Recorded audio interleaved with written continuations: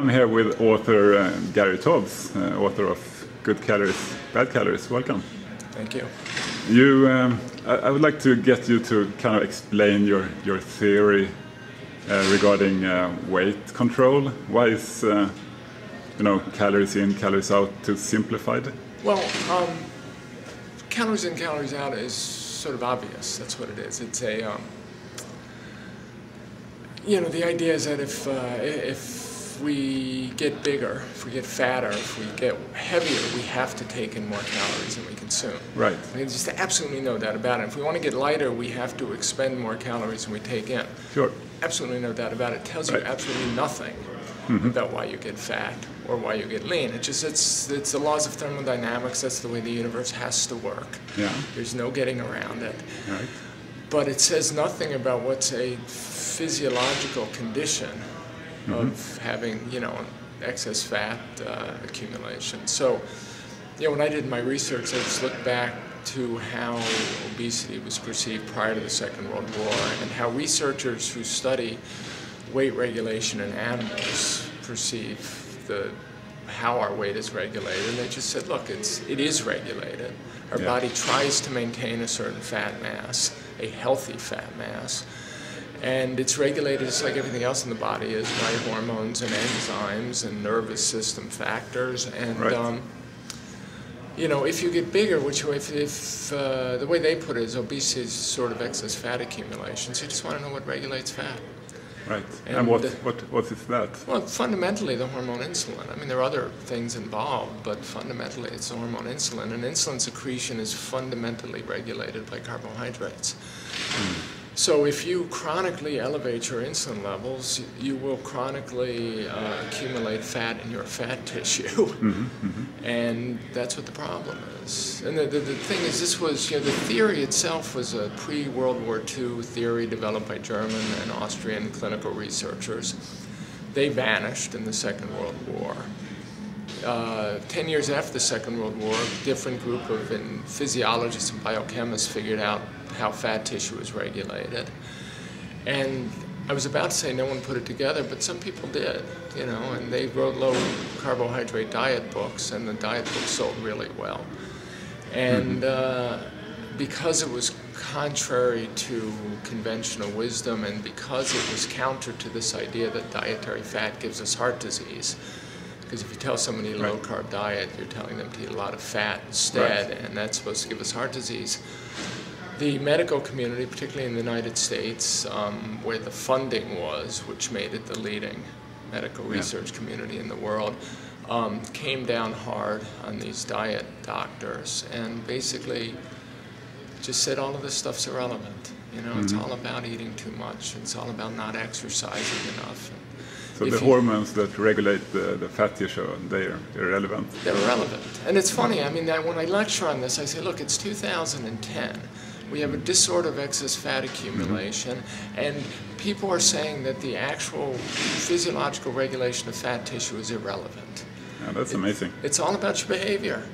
And the alternative, the one they are talking about, calories in, calories out, doesn't really work that well, right? Well, it doesn't work anyway. Yeah, you try to eat less. I've been in this conference now for a couple of days, and basically they're saying that obesity is a chronic disease. Obesity is a chronic, and the funny thing is, and their treatment is not working. Their treatment is not working. Yeah, and the medical community will say that. They'll say obesity is a chronic disease. And they'll say the treatment doesn't work, but they'll blame the patient. So there's nothing wrong with the treatment, it's just a chronic disease. That's the kind of argument. Well, or the behavior, the psychological state of the people, the lack of willpower of the people who have this disease. Right. And because of this same thinking, they now consider diabetes, because type 2 diabetes is so tightly linked to obesity, they now consider type 2 diabetes to be a disorder of sedentary behavior. So if they could just get people to be as what they believe our evolutionary ancestors were, as physically active as them, they could get us to walk constantly and exercise constantly. And we're staying here at this conference center in Seattle, and every time I walk by the gym, there's 3 or 4 people diligently sweating on the aerobics machines. So do exercise work for weight loss? No, exercise does not work for weight loss. Why not? because it makes you hungry. Yeah. I mean, that's the simplistic way of putting it. Again, the idea is if we just increase our expenditure, we will not compensate by increasing our intake, and then we'll have this negative energy balance where we're expending more energy than we consume, and that's what will make us lean or leaner. And it's just, first of all, I think in the history of medical research, there's maybe been 2 studies that have ever claimed to show some kind of significant effect from exercising, and even those studies are hard to do because if you randomize people into 2 groups and tell one to exercise and one not, the one that you randomize to exercising will probably decide that since they're now being recruited to live a healthy life, they'll probably change their diet in ways that they may not even be aware of. But there might be, I mean, many people are saying now that exercise is, it's not good for weight loss, but I mean, maybe some effect. Maybe you burn off some carbs and you lower your insulin level. I'm sure. Actually, I think it helps burn off carbs in the diet. I think that would help postpone the development of insulin resistance and diabetes. I could imagine.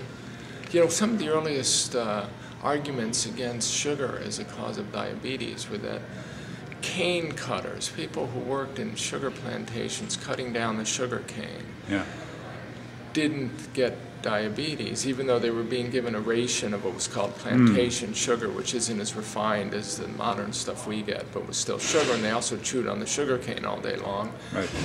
And the counter-argument was these guys expend, it's an unbelievably difficult job, and they expend 7,000 to 8,000 calories a day, so maybe if you burn off the carbs while you consume them, you don't sort of like Michael Phelps or something, eating loads of carbs, training really, really hard. Yeah, well, and he doesn't get fat. And he doesn't get fat. Although it'll be interesting to see what happens to Michael Phelps when he gets older. If that 12,000 calories of carbs a day or might whatever. Not be a pretty sight. Yeah. I think exercise, I can imagine it has an important role. But for instance, I lived in Paris in the 1980s, mid-1980s. And there's this famous French paradox, and the French lots of paradoxes, right? Did not exercise. I mean, there was not a gym. There was one gym in Paris when I lived there in 1985. Yes, the French stroll down boulevards probably more than people who live in small towns do, but I mean, my French friends insisted on driving cars everywhere. I was always getting in fights with them because they'd want to get in their car and drive across town and spend an hour trying to find a parking space. Exercise, rigorous physical activity as a part of daily life is a relatively new phenomena in the West. I mean, you could certainly farmers and the like, coal miners, people who worked in manual labor, physically active jobs, but there are also populations you could find with people who worked lives of almost unbearable manual labor, had high levels of obesity. Anyway, of course, those people just ate too much. We know that. But this whole exercise revolution dates to the 1970s. Prior to the 1970s, which happens to be prior to the obesity epidemic, people didn't really exercise. It wasn't part of daily life. In fact, there was a feeling that if you exercise vigorously, you might give yourself a heart attack.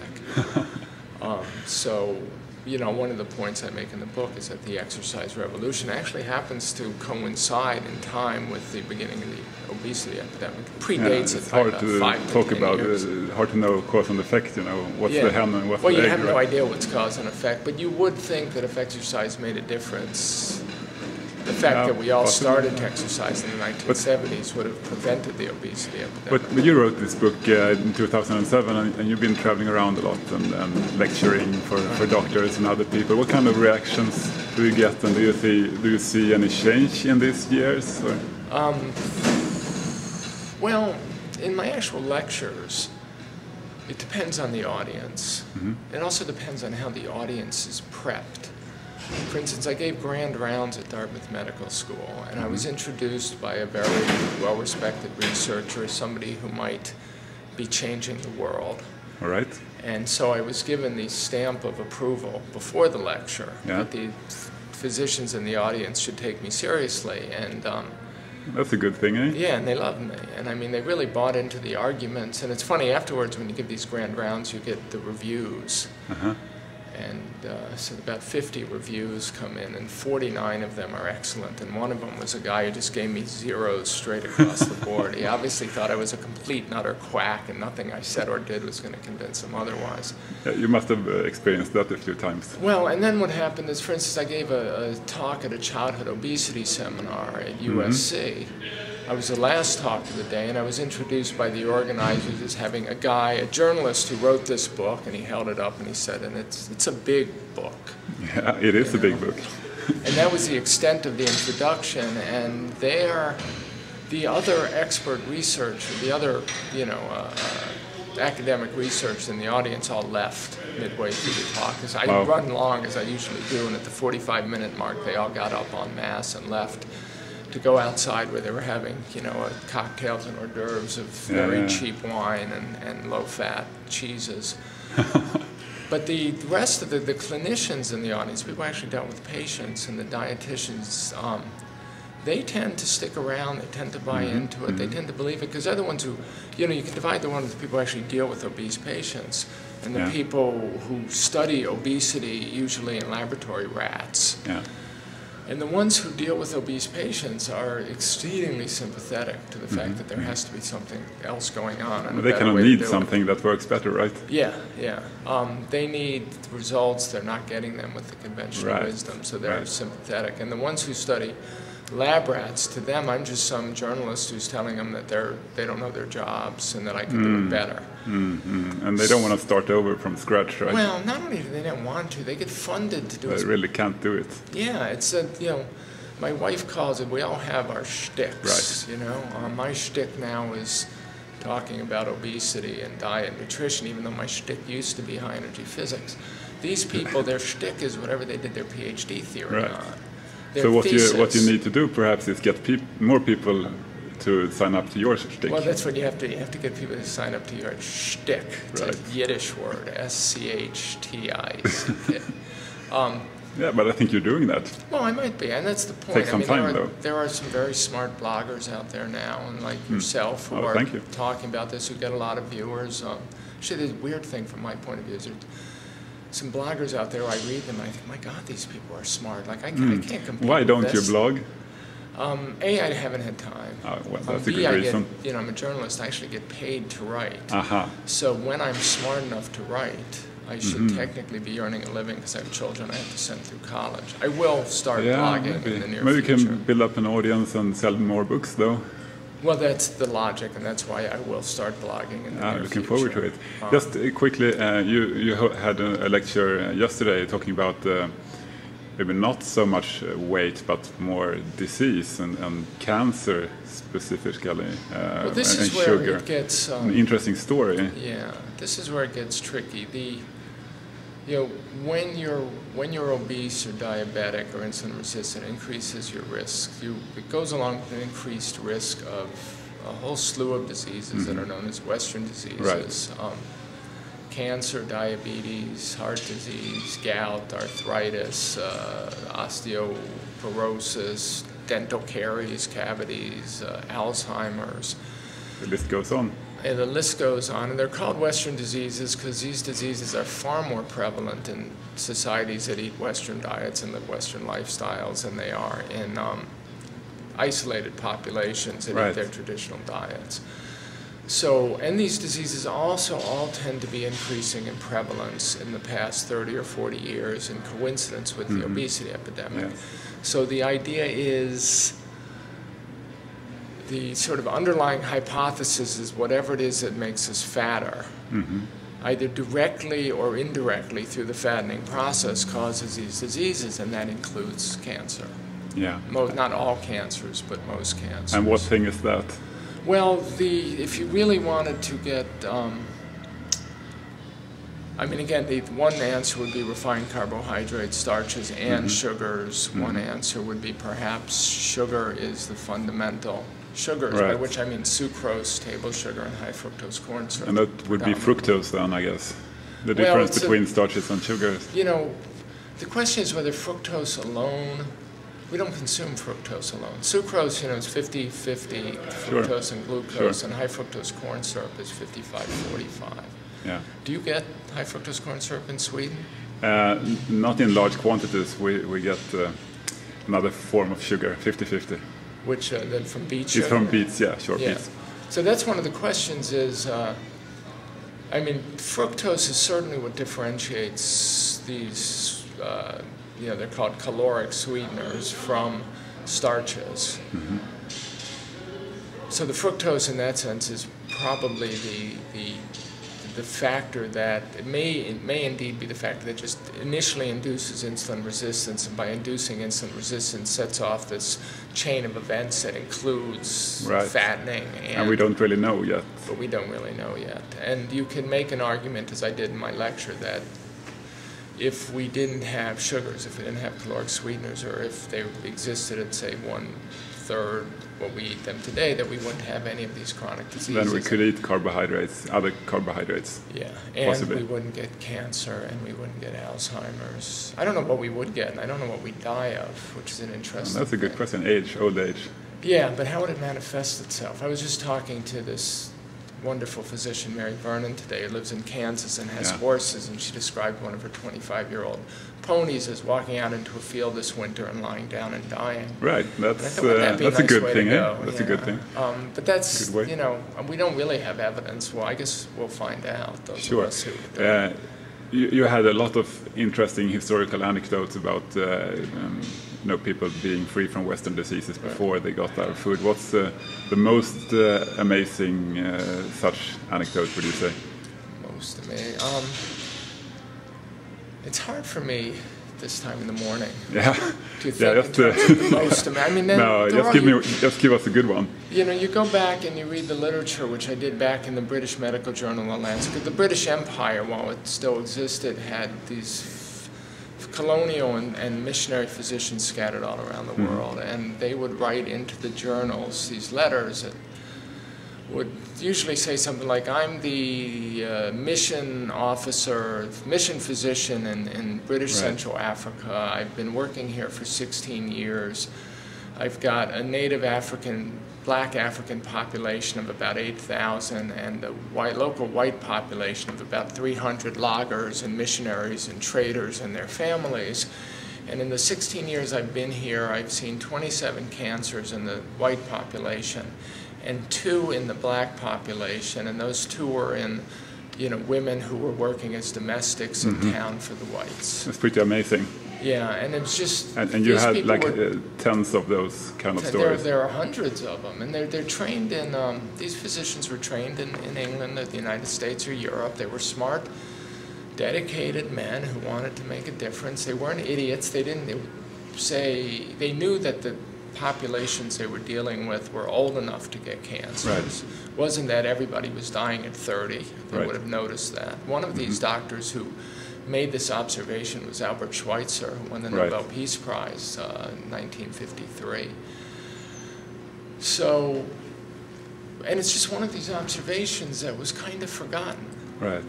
With the Second World War, and as the world became more and more westernized, that same observation has transformed, but it still exists. And it led people in the 1950s to conclude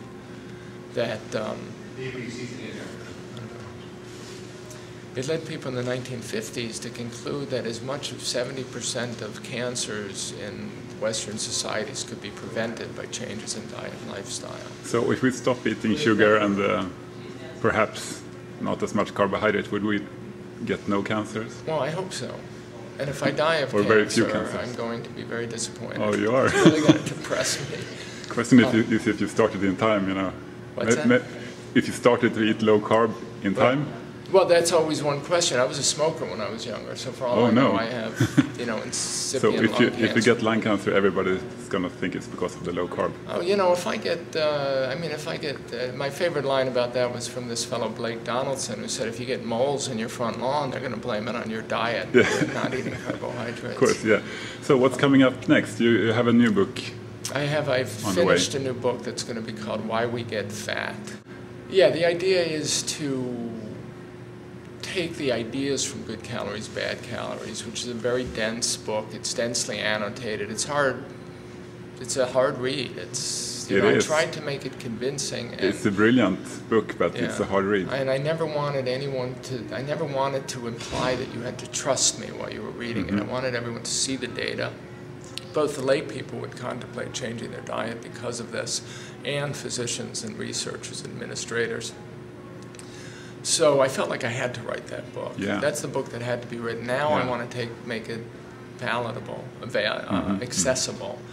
So the new book, the idea is to take those ideas, expand upon them a little bit, and then present it in a way that anyone can read. Or not, how many pages are we going to get? Well, it'll be probably about 170. Oh, that's not so bad. It's going to be a much easier. Again, it's still not going to be, a diet book for people with, who read one book a year. Yeah. But one of the responses I got to Good Calories, Bad Calories, people writing in, and often I'd hear, this book changed my life. Now could you write one that my wife would read, or my husband would read, or my father would read, or my patients could read? Sure. So that's what this book is planned to be. But it also expands on some of the arguments and takes them further. It also includes some of my thoughts on how these diets might best be done. Yeah. Because I'm not sure people take into account some of the factors that worry me. As a former cigarette smoker, I'm much more attuned to the powers of addiction and the seduction that the addictive substance plays on the victim in order to get back in effect. Like, for instance, I'm not sure that it's not better to go cold turkey and stay cold turkey, to treat carbohydrates like a drug. Yeah. You're not telling an alcoholic to drink less, right? Well, also, you don't tell an alcoholic to quit. I mean, maybe you do that, but it's not... Then go back and see if you could drink 1 or 2 drinks a week and not... and I could see the logic of that physiologically, but... I'm not sure that for most people trying to quit and staying quit isn't the best way to do it the long term. And that seems dramatic, and it's treated, and it's because of that attitude that these diets, in part, were criticized so heavily, because they're seen as so extreme. But assuredly, we could all smoke 3 cigarettes a day and be, virtually as healthy as if we didn't smoke at all, and nobody's telling us to do that. But most people would kind of start smoking more and more. Exactly. So that's a kind of issue I discuss also in this book at the end, is whether, complete avoidance in the long term, and treating it like, and I often do this with my friends, I just say, treat it like you're trying to quit smoking or quit drinking, and don't ask me what you can eat and what you can't eat. Just tell yourself, I'm going to go 3 weeks without eating these foods, and then at 3 weeks, see how you feel if you manage to do it. Right. And see how you feel, and whether you, and many people if you can do another few weeks. Very good after 3 weeks. So. Most of them. Just one more thing before you have to go. What do you eat? I eat the low-carb diet. I mean, the way I put it, one phrase that seems to have been lost in this battle is we talk about what diets work, what diets don't. The key is that carbohydrates are literally fattening. The same way cigarettes give us lung cancer, carbohydrates make us fat. So there's just this concept that's been lost along the way of the fattening carbohydrate. And these are particularly easily digested refined carbs like white flour and sugars and starches. So I don't eat those foods. Okay. I don't eat the carbs. So what do you eat? Fat. What's so your favorite food? I eat eggs and bacon and sausage and meat and fish and green vegetables and salads and good stuff. Full-fat yogurt, and blueberries, and when I want berries, when I want fruit, and and occasionally, I have the bites here and there, or fruit here and there, but I'm not. I don't believe it has to be an integral part of a healthy diet. I may find out otherwise, but at the moment, the data doesn't suggest it. So, for breakfast this morning, I had eggs Benedict without the bun, and I think it had crab under it, and I also had bacon and sausage. And I used to be, when I ate like that, I was waiting to see if my heart was going to explode, because that's what I'd been taught to think. But after, 7 or 8 years of eating this way, I'm fairly confident that it probably won't. No. Did you notice any difference when you started? compared to before for yourself? Well, I felt great, and I lost weight effortlessly. I mean, I did it as an experiment. I was writing about this stuff. What are we doing? Yeah, we got to go. Yeah. I did it as an experiment, and it worked. I mean, it's surreal how easy it is to lose weight. And of course, that makes me biased. Yeah. And it makes me, when people hear that I actually tried this diet and I found out that it works amazingly, and that's what got me sort of obsessed with figuring out why. Actually, it didn't get me obsessed, but it got me very curious, and that was part of what fed into my research. But the fact is, you do feel better, and you stay lean effortlessly. And now I'm going to sound like an advertisement. You can eat when you want and how much you want.